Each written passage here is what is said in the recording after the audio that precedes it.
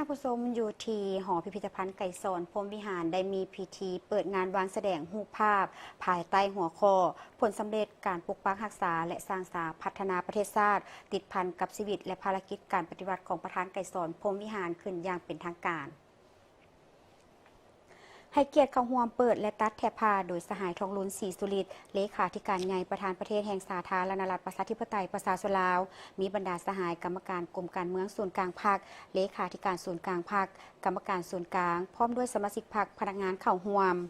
งานวางแสดงครั้งนี้จัดขึ้นเพื่อเฉลิมฉลอง3วันประวัติศาสตร์ที่ยิ่งใหญ่คือวันสร้างตั้งพรรคครบรอบ70ปีวันสถาปนาสาธารณรัฐประชาธิปไตยประชาชนลาวครบรอบ50ปีและวันเกิดประธานไก่สอนพรหมวิหารครบรอบ105ปี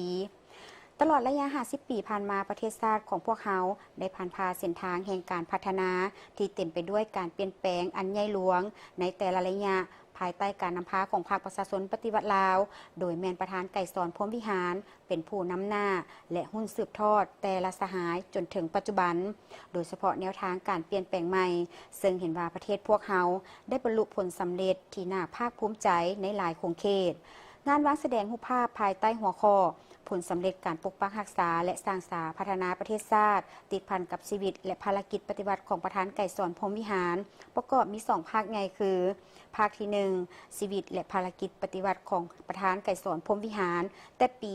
1920หา1992ภาคที่2ผลสำเร็จการปกปักรักษาและสร้างสรรค์พัฒนาประเทศชาติติดพันกับชีวิตและภารกิจปฏิบัติของประธานไก่สอนพรหมวิหารแต่ปี1975หาปี2025รวมมี6ภาพเอกสารและวัตถุพันธ์ทั้งหมด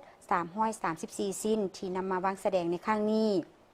จุดประสงค์หลักของงานวางแสดงในครั้งนี้เพื่อนำเสนอผลสำเร็จอันใหญ่หลวงของการปกปักรักษาและพัฒนาประเทศชาติใน50ปีผ่านมาภายใต้การนำพาของพรรคและยังเป็นการประกอบส่วนอันสำคัญอันหนึ่งเข้าในการศึกษาอบรมมูลเสื้ออันสง่างามของพรรคของชาติก็คือศึกษาหำเฮียนเอาแบบอย่างอันดีเด่นคุณสมบัติศีลธรรมปฏิวัติอันใส่แจ้งของประธานไก่สอนพรหมวิหารผู้นำที่เคารพฮักเป็นผู้ที่นำหน้าพาทางและความเสียสละทางเหือแหงจิตใจและสติปัญญาพร้อมทางชีวิตอินทรีย์อันล้ำค่าของบรรดาสหายพนักงานสมาชิกพรรคในแต่ละระยะของการปฏิบัติเพื่อเสริฐสู่คันทุงชนะเลิศของพรรคความเจริญวัฒนาของประเทศชาติอันแสนหักและเพื่อความอยู่เย็นเป็นสุขของประชาชนทางหมดนั่นก็เพื่อเห็นให้คนหุ้นหลังหุ้นนุ่มได้ยึดมั่นอุดมการณ์ของพรรคสืบทอดมูลเสื้อของนักปฏิวัติหุ้นอาวุโสเด็ดเดียวพาประเทศชาติก้าวขึ้นอย่างนักแน่น